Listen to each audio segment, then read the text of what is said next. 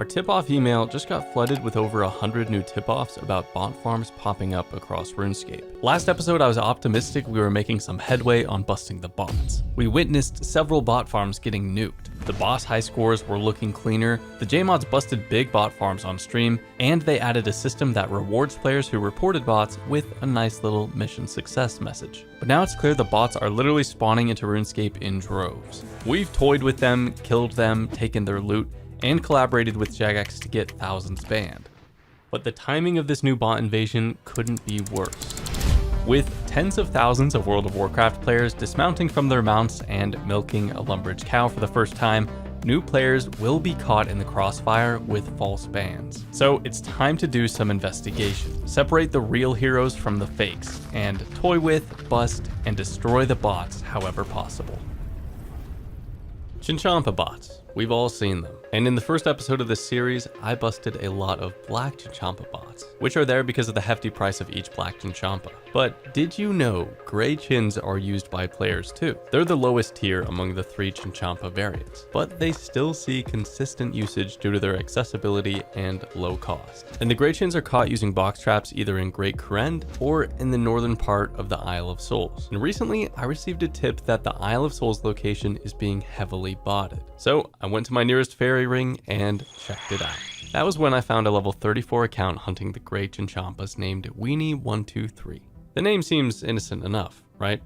Wrong. After looking him up on the high scores, I saw the account had over 55 million hunter experience with no other stats. That's the equivalent of getting 99 hunter at gray chinchompas 4 times over. This bot alone may have caught over 227,000 chinchompas. So how much money has Weenie123 made? If our assumptions are correct, it's over 200 million gold in 1,227 hours of hunting. But it's definitely not just this one account. There seems to be a whole bot army here. I had to put a stop to this and mess with the bots. So I got myself some box traps and headed to the Isle of Souls to mess with them. I tried messing with the bots by hunting in their same location, but every time I would start to hunt, they would either run away or pick up their traps and log out. They didn't have accept date on either, but even if I didn't directly mess with them, I at least caused them a minor inconvenience. But you know what? That doesn't matter because their cover has been blown.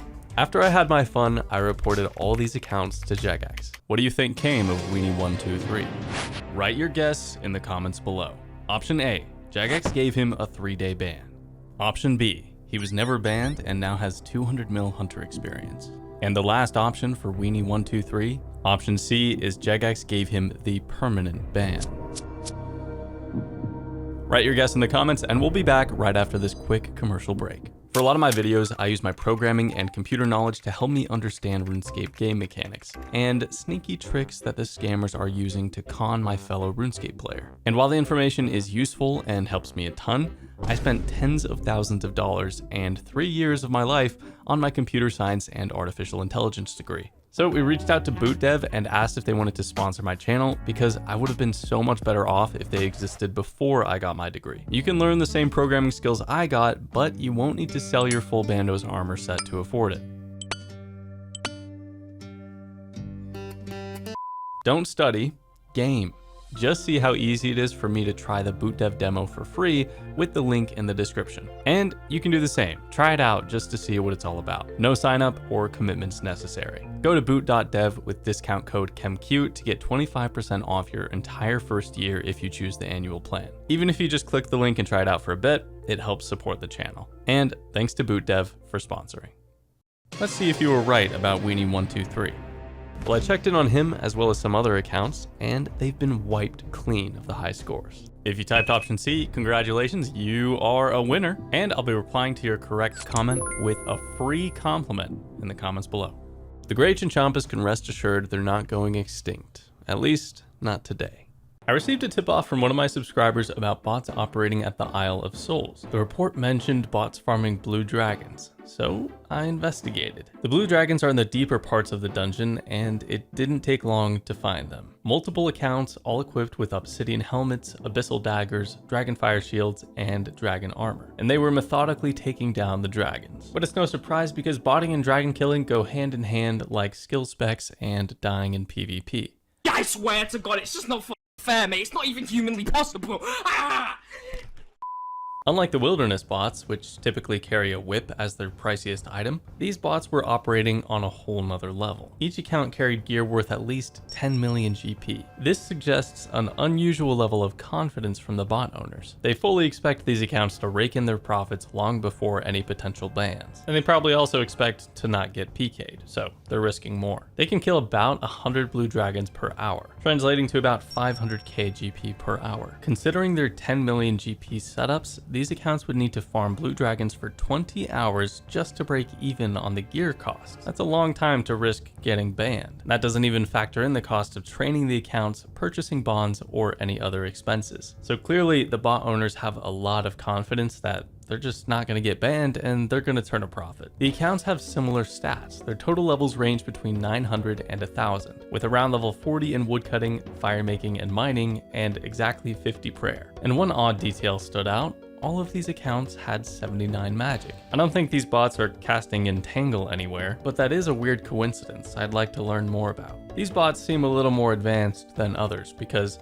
no matter what various methods I used to disrupt them, they quickly rebounded and returned to killing dragons as if nothing had happened. I even resorted to taunting them by calling them noobs, but then it hit me. Bots don't have feelings. Realizing that breaking them manually wasn't effective, I turned to the next best thing: reporting them. I reported many of these accounts to the Jagex team, and if you check the high scores now, you'll see they've been nuked. So rune dragons are pretty profitable, up to 2 mil per hour with higher stats and the Just Assure armor set. And they are loved by bots because that's pretty good money for how low input they are, making them less detectable by JMods. But that doesn't stop me from messing with them.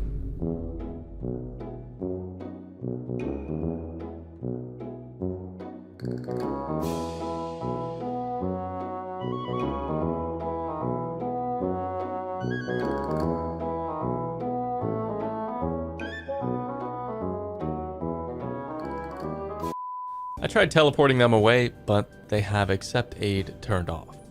Bummer. So I reported these bots directly to Jagex, and it looks like this one got the bot nuke. All these tip-offs are so helpful for making videos of busting the bots. So if you found some rule-breaking activity you want investigated and busted, send an email to runescapetipoff@gmail.com detailing what you found. However, keep in mind this is not an official Jagex email. For in-game crimes, submit your tip-offs directly to Jagex at tipoff@jagex.com.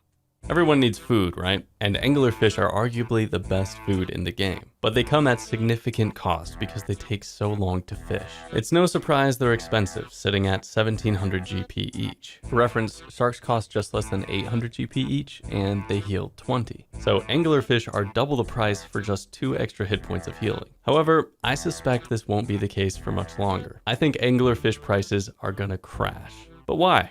Well, bots, of course.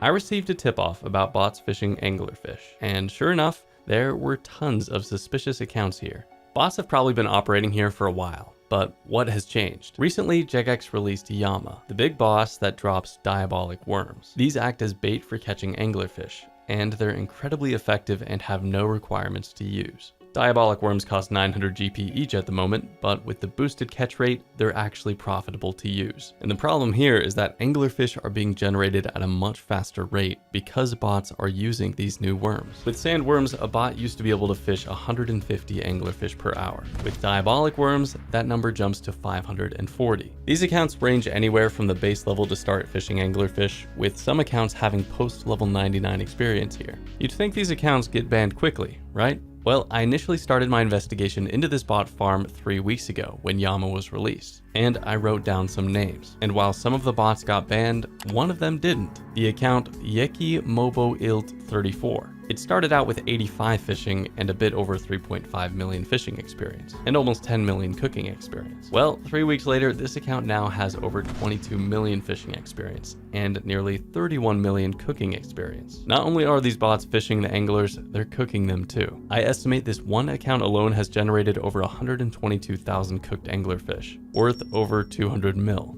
Talk about fishy business. I tried interfering with these bots by casting Teleother on them and messing with their clicks. No luck. So I went through and reported every single one of these accounts directly to the Jagex team, one by one. And here's hoping they get banned soon. Okay, it's Kemp from a month and a half later, and I have some updates on the state of Anglerfish and the bots. First, let's take a look at the price of Anglerfish. Over the past month, prices have skyrocketed back to 1.7k per angler. This is a significant change from what I was seeing over a month ago. But here's the thing, this was recorded a little while ago, and Varlamore Part 3 was scheduled to release 5 days from the time of this recording. And with it is coming a new delve boss, so this could be affecting the prices. But here's the important thing, let's see if the bots got banned. Another win for the real fishermen looking for an honest payday.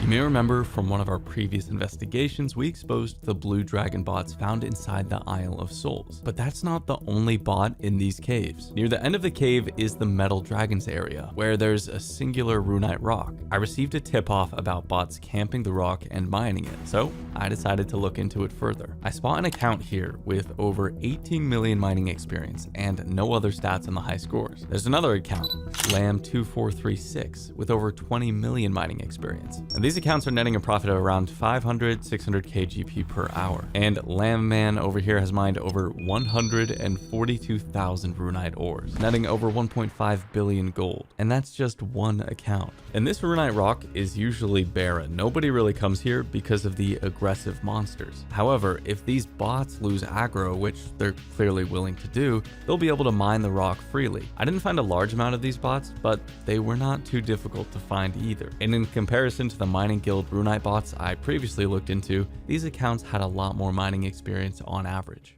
Okay, Kemp from 2.5 weeks later here, it seems these accounts are still going. The account Last Chance had 18.1 million mining experience from 2.5 weeks ago. Now he's gone all the way to 19.4 million. May not seem like too much, but that's over 200 hours of mining this Runite rock. So naturally, I wanted to mess with these accounts.